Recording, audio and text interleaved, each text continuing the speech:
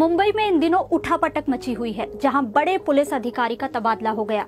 Police commissioner की विदाई हो गई और नए पुलिस कमिश्नर आ गए हैं। ये पूरा मामला भारत के सबसे अमीर कारोबारी मुकेश अंबानी के घर के नजदीक से मिले विस्फोटक से जुड़ा बताया जा रहा है। परमबीर सिंह को मुंबई पुलिस कमिश्नर के पद से क्यों हटाया गया? कहा जा रहा है कि मुंबई पुलिस कमिश्नर का ट्रांसफर उस मामले के चलते किया गया है जिसमें पहले तो मुंबई के पॉश इलाके में स्थित मुकेश अंबानी के घर एंटीलिया के बाहर विस्फोटक बरामद हुए। उसके बाद जिस गाड़ी से विस्फोटक बरामद हुए थे उसके मालिक मनसुख हिरेन की मौत हो गई और फिर नेशनल इन्वेस्टिगेशन एजेंसी यानी NIA ने मुंबई के पुलिस अधिकारी सचिन वाझे को गिरफ्तार किया। सचिन वाझे दरअसल Mumbai police crime intelligence unit के साथ काम कर रहे थे। ये टीम सीधे मुंबई पुलिस कमिश्नर को रिपोर्ट करती है। सचिन वाझे इसके प्रमुख भी थे, लिहाजा उन्हें परमबीर सिंह का नजदीकी माना जा रहा था। मुकेश अंबानी मनसुख हिरेन मामले की जांच सीधे सचिन वाझे तक पहुंची और ये मुंबई पुलिस कमिश्नर के तौर पर परमबीर सिंह के लिए एक बड़ी समस्या बन गया। सबसे बड़ा सवाल तो यही उठा कि मुंबई पुलिस कमिश्नर को कैसे इस बात की भनक तक नहीं लगी कि सीधे उनके अधीन काम करने वाले अधिकारी की संलिप्तता इतने बड़े मामले में है। अब हेमंत नगराले नए पुलिस आयुक्त होंगे। सचिन वाझे इस मामले से कैसे जुड़े हैं? मुंबई पुलिस से BBC को मिली जानकारी के मुताबिक 24-25 फरवरी की रात मुकेश अंबानी के घर के पास 2 कार घूम रही थी। एक स्कॉर्पियो जिसमें विस्फोटक मिले और दूसरी इनोवा थी जिसके बारे में पहले पता नहीं चल पाया था। महाराष्ट्र में विपक्षी पार्टी BJP का आरोप है कि सचिन वाझे सबसे पहले उस जगह पहुंचे थे जहां विस्फोटकों से भरी कार पार्क थी, लेकिन वाझे का कहना है कि वो 3-4 घंटे बाद पहुंचे थे और स्थानीय पुलिस की टीम और वरिष्ठ अधिकारी उनसे पहले ही वहां पहुंच गए थे। 13 मार्च को NIA ने वाझे से 12 घंटे पूछताछ की और उसी रात उन्हें गिरफ्तार भी कर लिया गया। उसके अगले दिन यानी 14 मार्च को सफेद इनोवा मिल गई। NIA को वो कार मुंबई पुलिस के मेंटेनेंस डिपार्टमेंट से मिली। ये maintenance department Mumbai crime branch का ही था, वही यूनिट जिसमें सचिन वाझे काम कर रहे थे। NIA का आरोप है कि सचिन वाझे कार में विस्फोटक प्लांट करने वाली योजना का हिस्सा थे।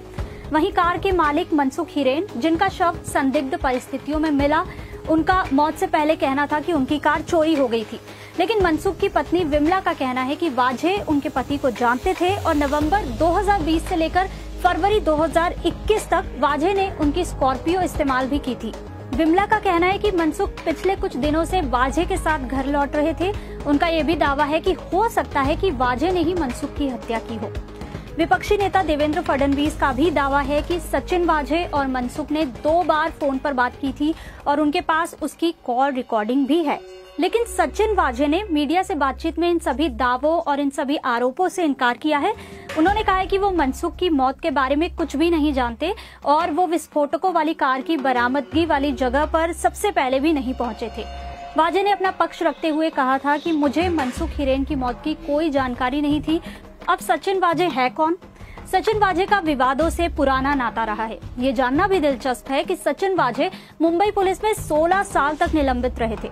जून 2020 में यानी पिछले साल ही मुंबई पुलिस कमिश्नर परमबीर सिंह के नेतृत्व वाली समिति ने सचिन वाझे का निलंबन वापस ले लिया था, जिसके बाद उनकी वापसी हुई। परमबीर सिंह ने उनकी तैनाती प्रतिष्ठित मुंबई क्राइम ब्रांच में कर दी थी।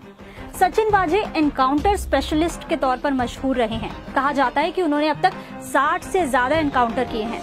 उनके बारे में जानने के लिए 1990 के दशक में चलना होगा, जब मुंबई में अंडरवर्ल्ड का दबदबा शुरू हुआ था और दाऊद इब्राहिम, छोटा राजन और अरुण गवली जैसे गैंगस्टरों के चलते मुंबई की गलियां खून से रंगने लगी थी। तब मुंबई पुलिस ने अंडरवर्ल्ड के खिलाफ अभियान शुरू किया था और मुंबई पुलिस ने अंडरवर्ल्ड के शार्प शूटरों का एक के बाद एक एनकाउंटर करना शुरू कर दिया था। इसी वक्त में सचिन वाझे का ट्रांसफर मुंबई में हुआ था। वाझे की तैनाती मुंबई के क्राइम ब्रांच में हुई थी। पहली बार सचिन वाझे तब चर्चा में आए थे जब उन्होंने मुन्ना नेपाली का एनकाउंटर किया था। 2004 में निलंबित होने से पहले तक सचिन वाझे मुंबई के क्राइम ब्रांच में ही तैनात थे। एक तरफ मुंबई पुलिस अंडरवर्ल्ड का खात्मा कर रही थी, लेकिन दूसरी तरफ 2000 के दशक के शुरुआती सालों में मुंबई में चरमपंथ की धमक भी पहुंच गई थी। सचिन वाझे तब क्राइम ब्रांच मुंबई में ही थे और दिसंबर 2002 में घाटकोपर धमाके की जांच कर रहे थे। इस मामले में पुलिस ने पूछताछ के लिए ख्वाजा यूनुस को पकड़ा था। बाद में पुलिस ने दावा किया कि ख्वाजा पुलिस हिरासत से 2003 में भाग निकला, लेकिन उसकी पुलिस हिरासत के दौरान ही मौत हो गई थी। और मुंबई क्राइम ब्रांच के अधिकारियों पर पुलिस हिरासत के दौरान ख्वाजा को जान से मार देने का आरोप लगा। कुछ अधिकारियों पर इस सिलसिले में मुकदमा दर्ज हुआ। सचिन वाझे उनमें से एक थे। पुलिस हिरासत के दौरान ख्वाजा की हत्या के आरोप में सचिन वाझे को 14 अन्य अधिकारियों के साथ मई 2004 में निलंबित किया गया। सचिन वाझे और महाराष्ट्र सरकार का क्या संबंध है? 2007 में 3 साल का निलंबन झेलने के बाद सचिन वाझे ने महाराष्ट्र पुलिस से इस्तीफा दे दिया था। हालांकि सरकार ने उनका इस्तीफा स्वीकार नहीं किया था।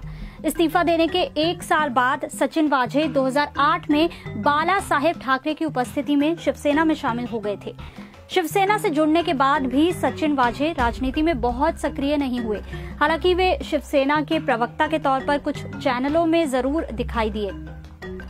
शिवसेना के अंदर सचिन वाझे को राज्य के मौजूदा मुख्यमंत्री उद्धव ठाकरे का बेहद करीबी माना जाता है। कुछ महीने पहले अन्वय नायक आत्महत्या मामले में पुलिस ने रिपब्लिक चैनल के एडिटर अर्नब गोस्वामी को गिरफ्तार किया था। उस वक्त मुंबई पुलिस टीम का नेतृत्व सचिन वाझे ही कर रहे थे। यही वजह है कि ताजा मामले को लेकर महाराष्ट्र की राजनीति भी गर्मा गई है और महाराष्ट्र की विपक्षी पार्टी बीजेपी भी हमलावर है।